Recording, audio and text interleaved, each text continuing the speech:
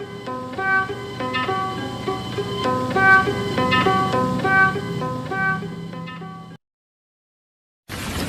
berebut kuasa, mereka menenteng senjata, mereka menembak rakyat, tapi kemudian bersembunyi di balik enteng kekuasaan. Dengan membiarkan orang-orang pemijat itu tetap gagah, saya kira tidak. Mereka gagah untuk gagah, mereka hanya ada di baju.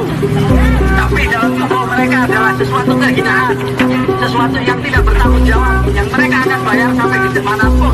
Sampai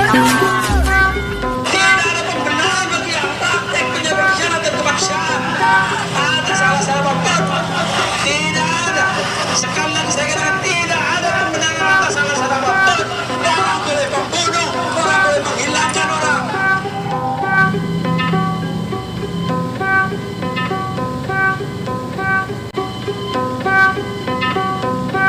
Assalamualaikum warahmatullahi wabarakatuh. Perkenalkan, saya Torik, saya reporter pada siang hari ini di kelompok kesejahteraan kerakyatan yang dipimpin oleh Hikmat Bijaksana dalam permusyawaratan perwakilan.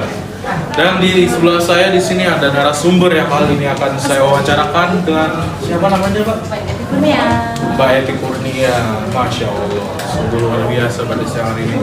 Jadi mungkin langsung aja nih Pak, pertanyaan pertama itu tentang kasus Munir, pembunuhan Munir. Sebelumnya pendapat Mbak tentang kasus pembunuhan Munir gimana sih? Itu ya kayak ham-ham ya. Iya, betul. Ya belum ditangani, maksudnya belum terkuak ya, masih Iya, ditanya-tanya. betul. Ya, sampai sekarang juga belum selesai itu masalahnya kan. Iya, makanya. Mbak, kira-kira tahu dari mana nih Mbak kasus Munir? Berita sih dari dulu banget itu, tapi sekarang belum selesai gitu, masalahnya masih kayak komplek-komplek gitu. Kira-kira tahun berapa gitu? 2014 kalau nggak salah deh. 2014 sampai 13 gitu ya, pokoknya sekitar Jadi segitu deh. kontennya sempat rame. Iya rame banget kan, sampai dibakar gitu kan, demo di Istana Negara tuh masalah ya, bakar-bakar gitu deh, tentang hak ini nih, Munir nih, masalah Munir nih. Menurut Mbak, salah nggak sih orang yang nembak Munir? Salah lah, Nah, dia wartawan ya, wartawan kan salah ya.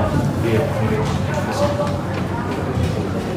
Nah terus apa, kayak dia mau negakin, kayak ngebela gitu ya, cuman karena memang banyak yang nggak suka sama pendapat dia gitu, jadi dia kayak udah banyak yang, ada yang dibilang dibunuh, ada yang dia bilang ada yang ditembak kan.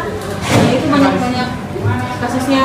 Menurut Mbak harusnya pihak kepolisian mengusut Ya, kasus ini lagi nggak sih? ya harus lah, biar keadilan tuh biar tegakkan gitu loh, biar nggak ada yang kayak gimana Sampai gitu, di sini. biar selesai. Kira-kira dampaknya apa nih Mbak ke masyarakat setelah masyarakat mengetahui tentang pembunuhan kasus? Masih emosi pasti, maksudnya cuman kasus gini tuh udah lama, kayak ada di belakang tuh kayak ada orang yang pribadi tersangka ini loh, jadi kayak hukum tuh kayak nggak ada artinya di situ gitu kan.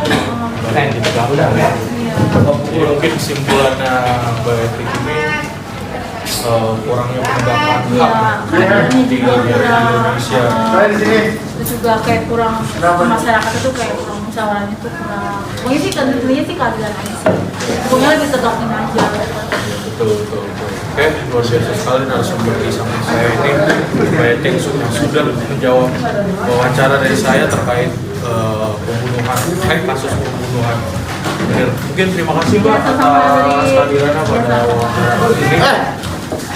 Oke, saya reporter pada kelompok kesejahteraan kerakyatan yang dipimpin oleh Hikmat Bijaksana dalam permusyawaratan perwakilan. Pamit undur diri, kurang lebihnya mohon maaf. Assalamualaikum warahmatullahi wabarakatuh. Assalamualaikum warahmatullahi wabarakatuh. Waalaikumsalam. Perkenalkan, saya Tori dari kelompok kerakyatan yang dipimpin oleh Hikmat Kebijaksanaan dalam permusyawaratan perwakilan. Di samping saya udah ada Pak Dharma selaku narasumber pada sesi wawancara kali ini. Kebetulan di sini saya akan membahas kasus Munir, Pak. Kepada Dharma sekarang. Sebelumnya gimana kabar Bapak? Ya. Baik, Pak. Jadi saya pengen tanya-tanya nih Pak, Ya. terkait kasus Munir. Ini kan termasuk kasus pembunuhan yang masih melanggar hak asasi manusia. Ya. Menurut tanggapan Bapak secara general tentang kasus Munir gimana nih Pak? Apa yang dilakukan terhadap pembunuh ini dan dampaknya ke sosial? Iya. Pertama-tama memang kasus Munir ini kasus yang perhatian publik, ya. Tidak hanya publik nasional tapi juga publik dunia ya. Kita tahu ketika kasus Munir ini dibuat, itu memang muncul berbagai analisa ya, siapa yang membunuh aktivis HAM ini. Tetapi secara pribadi memang kita juga berharap kasus ini bisa dituntaskan ya. Apalagi istrinya Suciwati juga sangat mengharapkan negara dalam hal ini bisa presiden maupun pihak-pihak yang penegak hukum lah ya untuk bergerak untuk segera mencari jawaban dari kasus Munir ini, karena sampai sekarang memang masih agak gelap ya, walaupun tidak ada tersangka dan terdakwa, yaitu Polikarpus ya, mantan pilot Garuda yang juga mencampurkan racun arsenik ke minuman Munir.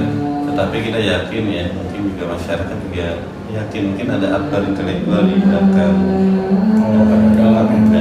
nah ini yang perlu kita dorong ya, pemerintah untuk terus berupaya mencari fakta-fakta agar kasus ini menjadi terang benderang. Berarti karena di sini pasti ada keganjalan hati dari pihak keluarganya, ya, sehingga harus diusut tuntas kasusnya.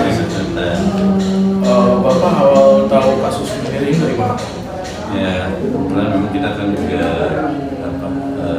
aktivis ya, jadi kita tahu dari beragam sumber ya, dari media, dan juga dari diskusi-diskusi forum-forum ya.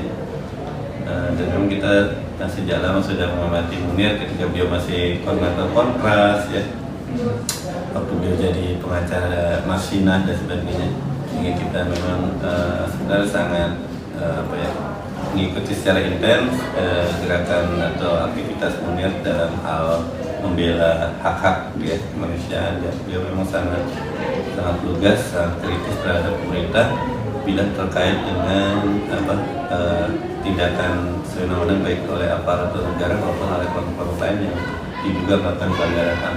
Dan memang saya pikir Munir ini salah satu aktivis HAM yang cukup konsisten ya, membela hak-hak rakyat kecil. Lalu kan kemarin juga ada kasus yang baru-baru yang berhubungan dengan Bjorka nih, katanya hacker Bjorka ini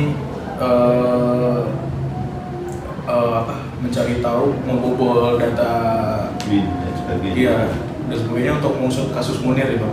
Kira-kira tanggapan Bapak ini gimana? Kayak apa yang dilakukan Bjorka? Sebenarnya saya kurang yakin juga kalau Bjorka ini tujuannya hadir kemudian menjadi polemik adalah untuk mencari data-data atau mencari solusi dari kasus Munir. Karena kita melihat justru Bjorka ini menjadi satu tanda tanya besar ya. Iya. Jadi dia itu membobol lembaga negara dengan mudahnya, kemudian BIN melakukan kontra juga mengatakan bahwa itu bukan data BIN dan sebagainya. Tetapi kemudian dalam beberapa hari kemudian kita lihat Bjorka justru hilang pasca BSSN mendapatkan dana anggarannya.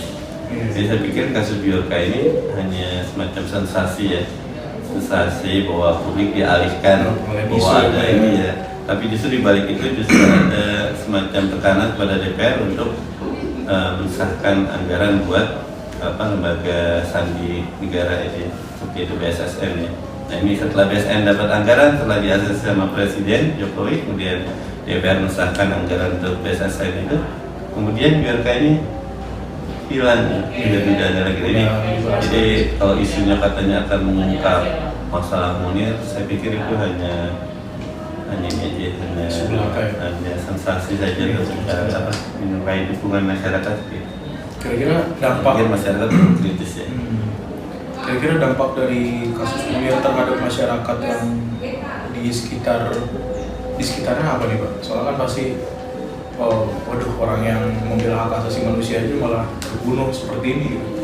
Ya memang dampaknya pertama ya, muncul kekhawatiran bahwa negara akan memberantas kekritisan terhadap aktivis-aktivis yang kritis pada negara. Ini kekhawatiran yang pertama ya, negara menggunakan kekuasaannya untuk memberantas kelompok-kelompok yang tidak sejalan dengan dengan negara, dengan pemerintah.